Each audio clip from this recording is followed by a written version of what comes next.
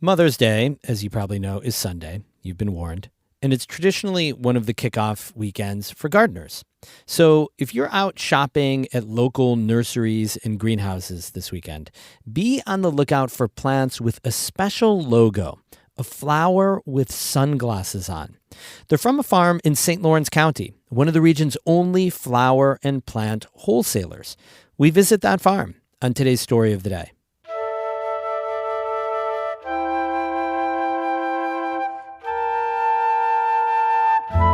Support for Story of the Day comes from Kenny Drugs, now offering a new mobile app to help patients better manage prescriptions for themselves and their family.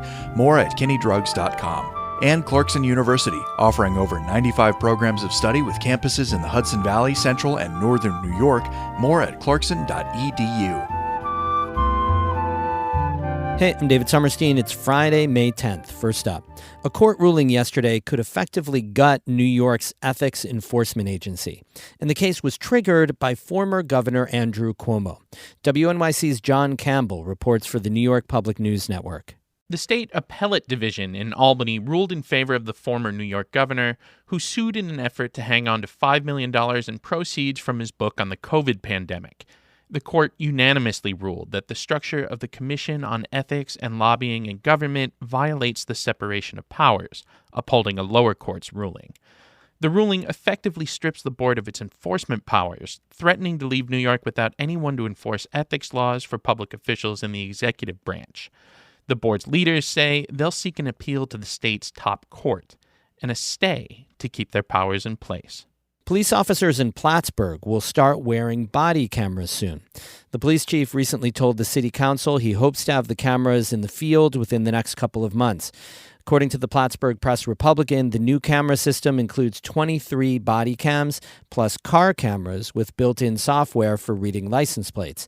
Altogether, the system cost almost $200,000, half of which came from a state grant. The police chief said footage from the body cams will be available to the public through Freedom of Information Law requests filed with the city clerk's office.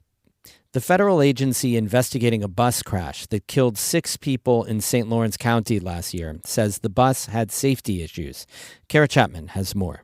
The crash occurred early on January 28, 2023 in Louisville, just west of Messina. Authorities say a box truck crossed the center line on State Route 37 and hit a medium-sized bus, killing 6 passengers. The men were from Mexico and worked for solar company LBFNY, which owned the bus. They were on their way to a work site in Oswegatchie. Police say the primary factor was the failure of the box truck driver to stay in his lane of travel. He was ticketed for failure to keep right. But the National Traffic Safety Board, or NTSB, says there were several safety issues with the bus carrying the workers. LBFNY allegedly refused a federal safety audit of the bus. The NTSB says a post-crash review found more than a dozen violations. Those included using a vehicle that wasn't periodically inspected and continuing to operate after being ordered to cease all interstate transportation. Additionally, the NTSB says the bus driver did not have a commercial driver's license or valid U.S.-issued state license. The driver was licensed to drive in Venezuela and told investigators he learned to operate buses there. LBFNY received an unsatisfactory safety rating and was fined more than $32,000. The NTSB says the rating was later upgraded to conditional because the company submitted a corrective action plan. It's unclear if the bus safety or license issues played a role in the crash. LBFNY did not respond to a request for comment Wednesday. The NTSB said no one was available for an interview because the investigation is ongoing. Kara Chapman, North Country Public Radio.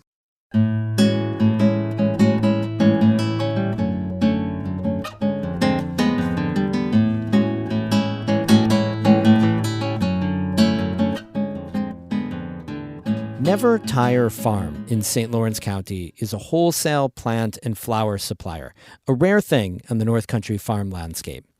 It's a beautiful, fragrant place to visit, but it doesn't start that way in midwinter. That's when our St. Lawrence Valley reporter Catherine Wheeler started following Never Tire's growing cycle. And here's her story.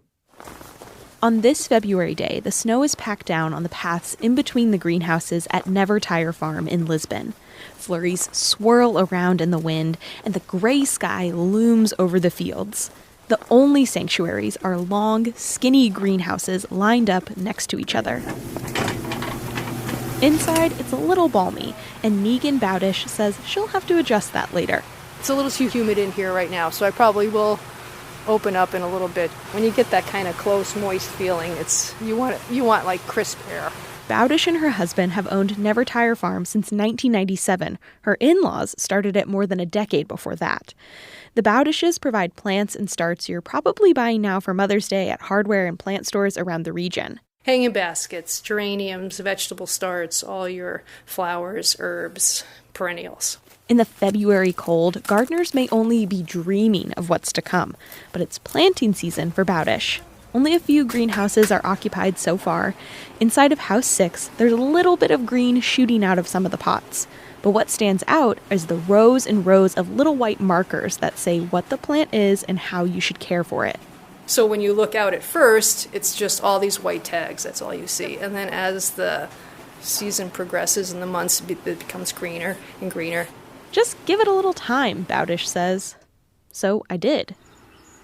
All right, here's House 6, where you were in February, and you can't see a tag. All those geraniums that were just a sea of little white cemetery labels, it looked like. Now it's all tabletop of green. The green expands all the way back to the end of the tent. A few flowers bloom in pinks and reds, and even the gray sky has been replaced by bright blue peeking through the greenhouse tarps. Bowdish takes me in and out of the greenhouses that were looking sparse back in February. We've got our vegetable house over here. Tiny lettuce. Right now, like that lettuce is perfect. You know, it's just like pretty, looks delicious. Bright pink dahlias. Dahlias are blooming down there. It's a little too early for you, dahlias. And the greenhouse sides are up, and petals and leaves wave in the wind. So peppers have to toughen up today. All the sides are open. Then Bowdish takes me to the main stage. Now we can go look at one of the wowie houses. Bowdish says this greenhouse is full of show-offs. When the whole house is in color, it looks like a patchwork quilt. If anyone comes, this is the one they're all, when they see the plants. Or if I post on Facebook, these are usually they get the most likes. So they're pretty popular. If they only knew how popular they were. I gotta be honest, I thought I could temper my expectations. The flowers wouldn't get me. Oh, wow! It just came out. So if you're up on a ladder and looking down, you've got the blocks of reds, oranges, pinks. White flowers line a section by the wall. Behind the reds, oranges, and pinks are the purples and yellows. But if the Wowie house is the visitor's favorite stop, which is Bowdish's? It's the greenhouse she says smells the best. When it's closed up and you open in the morning, you really get the fragrance of them. It's a room full of pansies. It smells like how May is supposed to. Soil, moisture, grass, flower scent on the wind. Bowdish says she has a soft spot for the pansies. Oh, they're just such happy little things. You know, people can see faces in them, but they're just so uniform. Maybe it's the first real splash of good color after a lot of winter. They're just a little bit of sunshine to me. And then we have onions. They're also my other favorite plant. I don't know why. I just get a charge out of the onions. From these greenhouses, Bowdish's crew delivers loads to local stores across the North Country, and they'll do that until all of the plants are gone. Bowdish says that cycle is just as important as growing the plants. Spring retailers that are hardware stores or agways or just private ones, it's like their Christmas season. You know, sometimes it's the one that carries them through the rest of the year, and they're able to hire part-time employees or seasonal employees. So what we do here affects employment and money revenue in St. Lawrence and Franklin and a little bit of Jefferson County as well. So it was just to look at the bigger scope instead of just my pretty flowers, what happens in the outside world. So while you're out shopping for Mother's Day, look for the flower with the sunglasses logo, and Bowdish will be looking for her plants on porches throughout the North Country. Catherine Wheeler, North Country Public Radio in Lisbon. Really captivating, beautiful photos of Never Tire Farm on our website right now, ncpr.org. Lots more news there as well, of course. Music today by Patricia Julian of Burlington and Oscar Sarmiento of Potsdam.